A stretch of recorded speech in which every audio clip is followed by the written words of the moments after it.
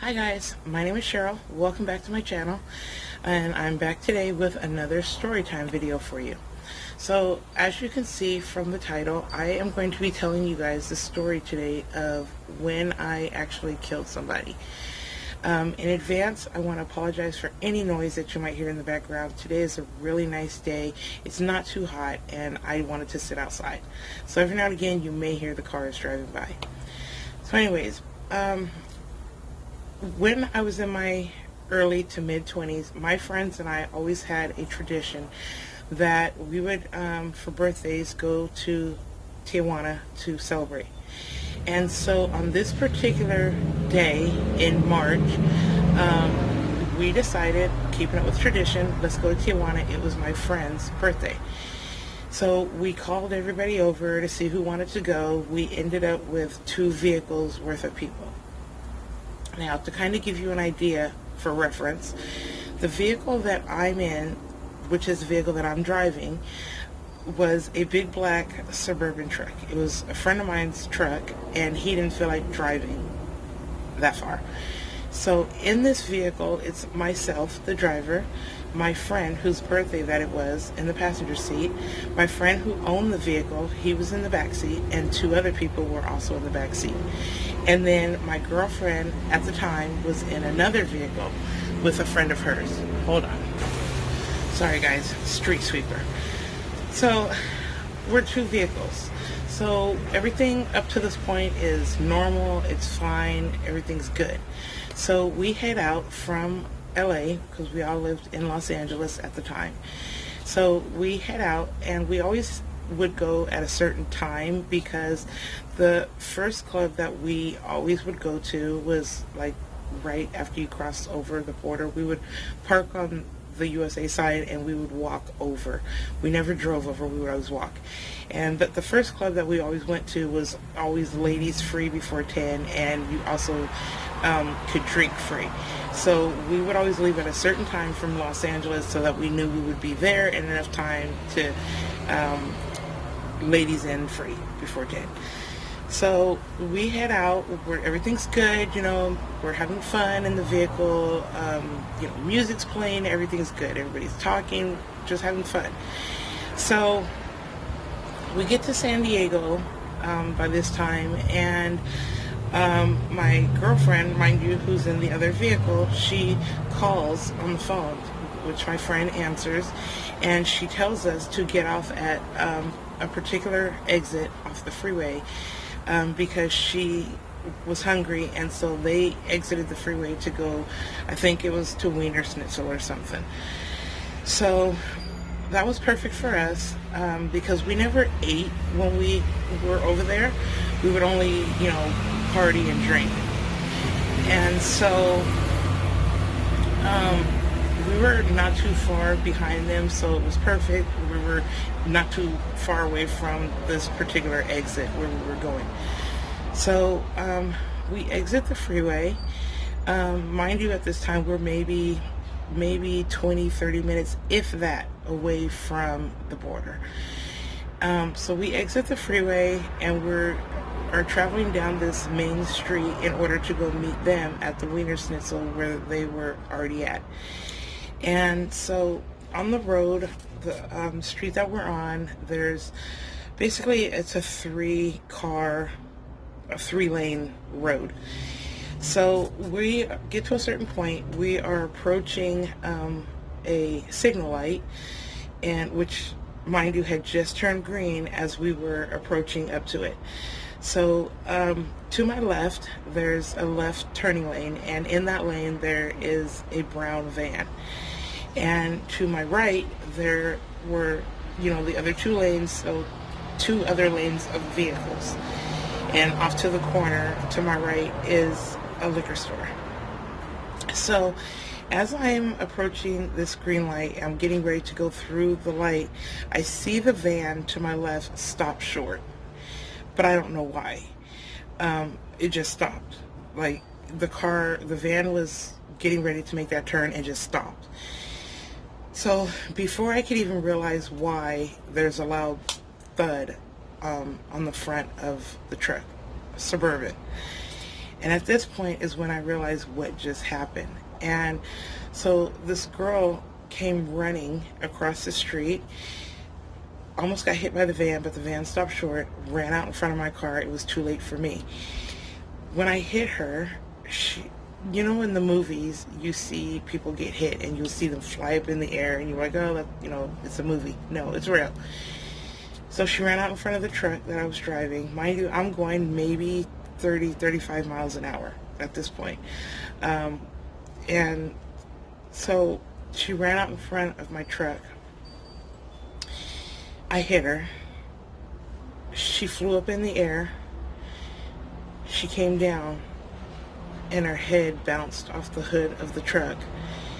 And so at that point then she bounced off and hit the ground. And I'm completely stopped. Well, of course we're stopped. So we rolled forward a little bit, but we've stopped. And I put the vehicle in park, and for the moment I'm kind of in shock, like what just happened.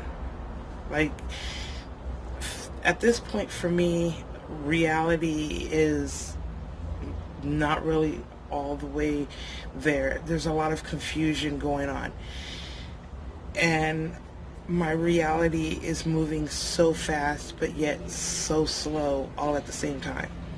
So I exit out of the vehicle and I walk around to the front, and all I remember is a lot of people yelling at me, don't touch her, don't touch her, don't touch her. And I remember saying to them, I'm not. I just want to make sure that I'm not parked on her. I want to make sure she's okay. And so I see just blood everywhere, and the first thing I see, you know, are the girl's pants, the khaki pants. And so now I'm crying, just uncontrollably crying, and I have all these people yelling at me, and I don't know what's happening. And so going in the opposite direction from us, so let's just say we're traveling west, there's traffic traveling east, and in the midst of that traffic was a fire truck. And they happened to see what happened, and so of course now we have a fire truck. They're there quickly. And I remember I'm crying uncontrollably, and I'm just, you know, oh my God, God, please forgive me, please forgive me, please forgive me. I am so sorry, I'm so sorry, please forgive me, please forgive me. That's all I can remember saying. And I remember the police showing up, and the officer is talking to me and questioning me, and I'm just crying uncontrollably. And mind you, I was in a vehicle with other people, and by the time I turned around, every person that was in that vehicle with me was not there. The only person that was actually there was my friend, whose vehicle it actually belonged to. And I remember he was holding me, and he was trying to tell me, it's okay, you're going to be okay. And the whole time I'm just crying, please forgive me. Oh my God, please forgive me. I'm so sorry. Please forgive me. Please forgive me. Oh my God, please forgive me. I'm so sorry. And so my cell phone rings, and my friend answers it, and it's my girlfriend, and he tells her what happened, and she says, okay, we'll be right there. And she, you know, they're coming back to where we are, which was maybe like 2-3 blocks away from where they actually were. And so I'm still crying uncontrollably, and the officer's trying to talk to me, and I'm answering the best I can, and oh my God, please forgive me, please forgive me. Oh my God, I'm so sorry, please forgive me. And everybody else that was in the vehicle was gone. They were gone. And I'm like, what the hell, you know? And so finally my girlfriend gets there. Mind you, I'm still kind of in the middle of the street where the girl is at, and, you know, the fire department's at, the police is at, and the ambulance is now there. And so my girlfriend gets out of the vehicle that she's in. She and her friend and my friend, the one that's holding me, they just kind of lift me up and take me out of the road and take me over to the corner where the liquor store is at. Because at this time, I can't walk. I'm not sure anymore what's happening here. Again, life is moving so fast, but it's moving so slow all at the same time. And so we're over by the liquor store now, and I remember everybody that was in the vehicle with me was sitting at the bus stop, and I'm just crying. I mean, I'm broke. I am just broken, and the only thing that I can just keep saying is, oh my God, please forgive me. God, please forgive me. God, please forgive me. I'm so sorry. I'm so sorry. God, please forgive me. And so, the officers come over, and they're still talking to me, and they're talking to my friend, and they tell us, okay, we do have to keep, because again, it's a Saturday, we do have to keep the vehicle because we have to do our little investigation or whatever, and but you can come pick it up, on Monday, because Sunday the impound will be closed. So, okay, fine. And so the second vehicle, mind you, that my girlfriend was in was actually a truck. So it's like a 3-seater, so it's a driver plus 2 passengers, and then it's the flatbed. And so I'd like to remind you that it's myself, my friend whose vehicle it was, and 2 other people in the passenger seat, in the back seat. And so we all climb into the back of this flatbed, the flatbed part of the truck, and we just wrap up in blankets, and I'm just crying, and we decided, that's it, we're going home. So we rode all the way from San Diego back to LA in the back of this truck. At night, it's freezing in March. And so the 2 girls that were in the back seat, they're now complaining because we're not going to Tijuana. And myself, again, I'm still crying uncontrollably, and my other friend and my best friend Charles, they're like, we're not going to Tijuana, we're going home. And the whole time I'm just crying. I literally cried the whole way from San Diego back to LA. And the next morning, my girlfriend took me to the church, and I went and saw the pastor, and I need you to pray for me. And I mean, I was broken. I was on the phone. I called my grandmother, and my grandmother's trying to tell me, you're going to be okay. Everything is okay. It was an accident. You didn't mean to do it. It's okay. And I'm like, no, I'm a murderer. At this time, I felt like a murderer. Mind you, at this point, I had not known that the girl had died. I had not known that yet. She was still breathing when we hit her. So a couple of days later, I ended up getting a phone call from the sheriff's department in San Diego, and the officer is talking to me, and he explains to me that of course she was a Jane Doe. She had no ID on her, but they did finally learn who she was because she missed work the next day, and when she missed work, a friend of hers got concerned and went to her house, and of course she wasn't there.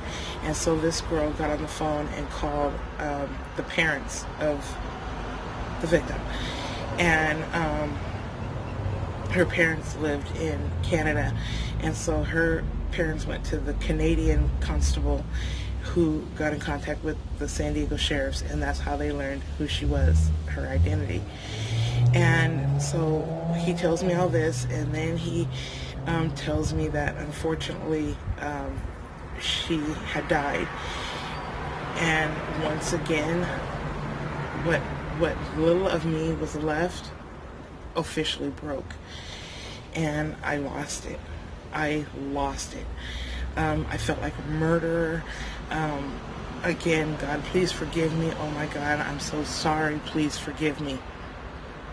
And so where we lived in LA was kind of a rough neighborhood, and at the time my friend had brought me the same owner of the vehicle, had previously, months before, had brought me a gun over there just for safety. Never had to use it, it always stayed in the closet, but it was just for safety.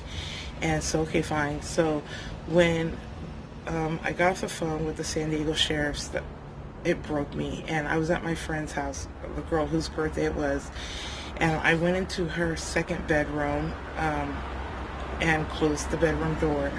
Didn't lock it, but I did close the bedroom door. And I remember going to the closet and reaching up to the top of the closet and pulling out that gun. And I put 2 bullets in that gun, because now at this time I felt like I've taken a life and now I need to take my own. So I put the 2 bullets in the gun and I went and sat on the bed, and again I was just asking God to please forgive me, and I'm so sorry, and I never meant to do this, and I'm just so sorry, please forgive me. And I sat on the bed and contemplated for about a good maybe 2-3 minutes, if that long. And I ended up putting the barrel of the gun in my mouth. And just as I was putting the barrel of the gun in my mouth, my friend happened to come walking in the room. I'm not even sure why she was in there. To this day, she's not even sure why she came walking in. And she saw what was getting ready to happen, and she stopped me. And so in a way, I kind of feel like I owe her my life, because if it wasn't for her, I probably wouldn't be here today. But that's just how I felt. Like my world came crashing in when I found out that I had killed somebody. And it's the reason why today I don't drink and drive, although I was not drinking and driving that night. I was not under the influence of anything that night. I don't drink and drive. I'm never under the influence of anything anyway, so I'm never under the influence when I'm behind the wheel of a car. And this incident caused me to not drive for years. I would not. You could not pay me to get behind the wheel of a vehicle, because I just knew that if I did, I would kill somebody else. And her family later tried to take me to court and sue me for killing their child, which, I mean, I understood, but at the same time, when going to court, of course, the doctor who worked on her was there, and the doctor said that she could smell the alcohol coming out of her pores before she ever got to her. And the firefighters were there, and they told what happened, that she just ran out into the street. And remember, I said that there was a liquor store over here to my right, and the direction that she was running was back in the direction of the liquor store. And so they assumed that she was running back to the liquor store to get more to drink, because she was already drunk.